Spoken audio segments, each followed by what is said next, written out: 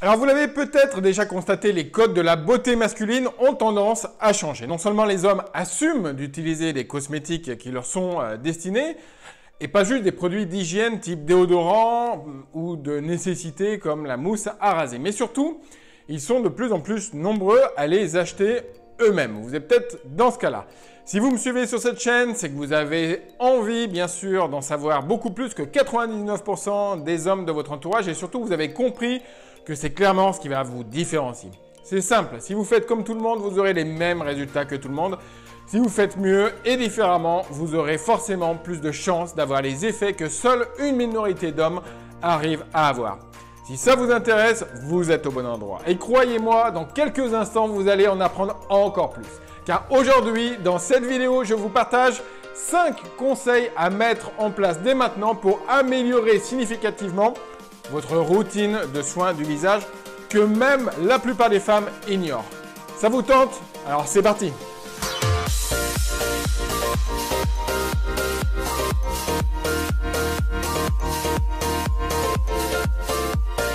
Conseil numéro 1, se laver les mains avant d'utiliser vos cosmétiques.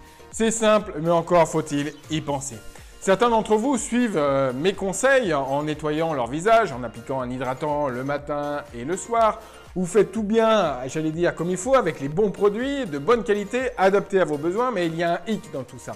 Vous utilisez vos doigts et certains oublient qu'ils sont pleins de bactéries et qu'elles peuvent venir du coup se propager sur votre visage à travers vos cosmétiques. Et c'est vraiment dommage. Quand vous rentrez dans la salle de bain, avant même de prendre n'importe quel produit, commencez par vous laver les mains. C'est tout simple, mais ça peut tout changer. Le soir, par exemple, avant de vous coucher, vous êtes sans doute allé aux toilettes, fait un peu de rangement, alors que vous avez sans doute pris votre douche un petit peu plus tôt dans la soirée. Et certaines personnes vont directement plonger leurs doigts dans le pot de leur baume hydratant. Alors certes, s'il est en tube, vous limitez quand même la prolifération des bactéries, mais s'il est en pot, vous contaminez, sans vous en rendre compte, toute votre crème définitivement. Et croyez-moi, beaucoup de filles font cette erreur. Conseil numéro 2, ne pas confondre une peau sèche et déshydratée. Alors, messieurs, toutes les filles ne font pas des études pour devenir esthéticiennes et sont finalement un peu comme nous. Même si à travers effectivement le maquillage, elles sont plus attentives à leur visage. Et beaucoup font cette erreur de méconnaître en réalité leur type de peau, ou du moins de le faire sans se tromper. Pourquoi connaître son type de peau? C'est important. Pas uniquement pour savoir quelle problématique corriger, bien sûr, une peau qui est sèche, qu'il faut nourrir, une peau grasse, à l'inverse, dont il faut réduire la brillance à cause de l'excès de sébum, etc., etc. Identifier son type de peau, c'est aussi et principalement pour utiliser, bien sûr, les bons produits. Imaginez que vous utilisiez une crème hydratante, par exemple, pour peau grasse, alors que vous avez la peau sèche. Que va-t-il se passer selon vous? Forcément, elle va faire l'effet inverse et assécher davantage votre épiderme. Alors, comment reconnaître son type de peau? C'est très simple grâce à un petit test qui prend quelques instants et je vous propose de le faire ensemble. Tout de suite, nettoyez votre peau avec votre nettoyant habituel, n'ajoutez aucun produit, ni crème ou autre, et attendez 20 minutes pour observer l'état de votre peau. Si elle brille, elle est grasse. Elle tiraille, elle est rugueuse, elle est sèche. Elle est huileuse sur la zone T, c'est-à-dire front, nez, menton, et sèche au niveau des joues, eh bien, elle est mixte. On pourrait approfondir effectivement sur le sujet encore et encore, mais vous savez à travers ce petit test l'essentiel.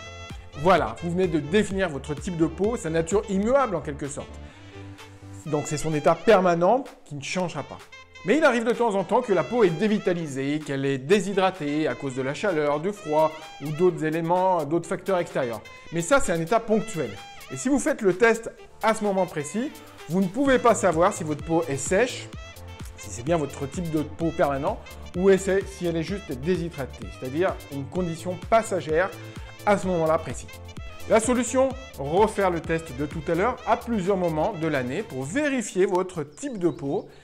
Et donc, si vous m'avez bien compris, vous savez maintenant que vous pouvez avoir une peau grasse tout au long de l'année et déshydratée à la fois à un moment donné, ponctuellement. Et j'aimerais juste aller encore plus loin pour ceux qui souhaitent approcher un niveau plus avancé. Entre une peau sèche et déshydratée, il y a une autre différence. Il faut savoir qu'une peau déshydratée est en manque d'eau, alors qu'une peau sèche ne manque pas d'eau mais de lipides.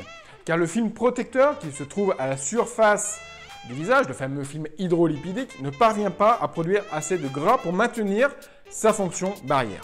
Et donc, les soins à apporter vont être différents.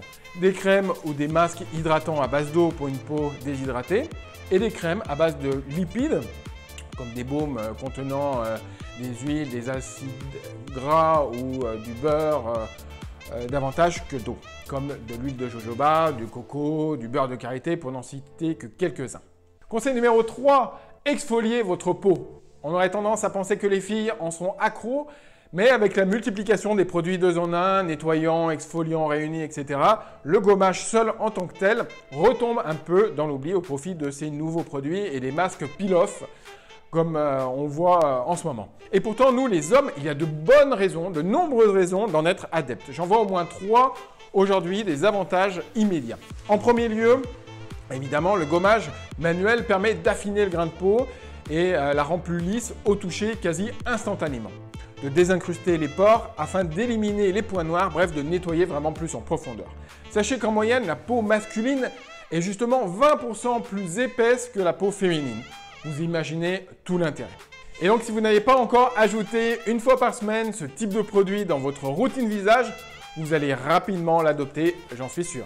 L'autre avantage, eh bien, c'est que les soins que vous allez appliquer par la suite vont mieux agir. C'est donc presque obligatoire, par exemple, de faire un gommage juste avant de réaliser un masque visage, si vous en faites, bien sûr, afin d'en augmenter l'efficacité. Et troisième et dernier atout du gommage, assez spécifique aux hommes, il facilite le rasage. Si vous souhaitez améliorer significativement votre expérience de rasage, tentez de faire juste un gommage de votre barbe juste avant. Il va détendre et soulever chaque poil, j'allais dire, enlever toutes les petites peaux mortes, de quoi faciliter, croyez-moi, le passage des lames. Vous êtes obligé de constater un avant et un après. Et aujourd'hui, je vous conseille celui de Menagy Skincare pour hommes. Une formule avancée pour éliminer les toxines et les impuretés et obtenir vraiment des résultats visibles rapidement. C'est pour le visage et pour le corps. Et pour les budgets plus confortables, le Speed Peel Facial Gel de chez Select-C. Là, c'est un peu mon préféré. C'est une marque canadienne haut de gamme. C'est un produit hybride en fait entre un masque et un gommage à base de plantes tropicales et désertiques réputées pour leur qualité exfoliante. Et son plus, c'est qu'il est formulé à base d'extrait de bambou, un anti-rides naturel et un fortifiant pour une peau vraiment plus souple et résistante. Ça, c'est mon petit chouchou. Conseil numéro 4, utilisez du dentifrice. Alors, je vous vois venir quel est le rapport entre se brosser les dents et vos soins visage. En fait, on va détourner bien sûr votre dentifrice de son usage initial et profiter de son pouvoir asséchant et cicatrisant pour détruire un bouton qui commence à surgir. Alors les mannequins connaissent bien cette astuce, mais pas forcément les hommes et pas toutes les filles d'ailleurs. Alors bien évidemment, cette technique n'a rien de professionnel, c'est plutôt une recette de grand-mère comme on dit, et doit rester occasionnelle. On ne va pas soigner l'acné avec du dentifrice et de cette manière-là. Alors comment est-ce que ça fonctionne? C'est assez rudimentaire finalement. Le dentifrice, le plus basique, fera l'affaire. Le soir, avant de vous coucher, vous déposez une petite de noisette du dentifrice de manière localisée sur le bouton justement à faire disparaître. Et le lendemain, ce petit bouton aura disparu. S'il est un peu plus important ce bouton, évidemment, il faudra sans doute renouveler l'opération une nuit supplémentaire pour avoir des résultats. Et prenez garde évidemment de bien changer votre tête d'oreiller au réveil ou de mettre un pansement pour éviter les taches sur vos draps. Conseil numéro 5, ne pas trop en faire. Prendre soin de sa peau, ce n'est certainement pas qui vais vous dire le contraire, c'est essentiel. Mais à force de vouloir trop bien faire, c'est un peu comme tout, on peut très vite tomber dans l'excès. La solution est de mettre en place une routine de soins du visage simple, mais efficace. Presque sur mesure, j'allais dire, en fonction de ses besoins. Et d'être patient. L'épiderme se régénère complètement en moyenne tous les 21 jours et ça peut même aller jusqu'à 45 jours selon les personnes et avec l'âge, bien entendu, il se rallonge. C'est un cycle naturel et ce sont en réalité les cellules qui composent notre peau qui se régénèrent. Et c'est donc du temps au temps à vos cosmétiques de s'adapter à votre peau et à celle-ci de se renouveler. Et voilà, vous en savez désormais davantage pour afficher une belle peau et un teint plus net et peut-être même plus que certaines filles grâce à ces 5 conseils très utiles à appliquer au quotidien. Si cette vidéo vous a plu, n'hésitez pas à me le faire savoir en cliquant sur le pouce bleu qui est juste en dessous. Abonnez-vous à la chaîne si vous aimez ce type de contenu et retrouvez, comme d'habitude, les liens de chacun des produits cités dans cette vidéo juste en dessous en description si ça vous intéresse. C'est tout pour moi aujourd'hui, portez-vous bien et on se retrouve très vite.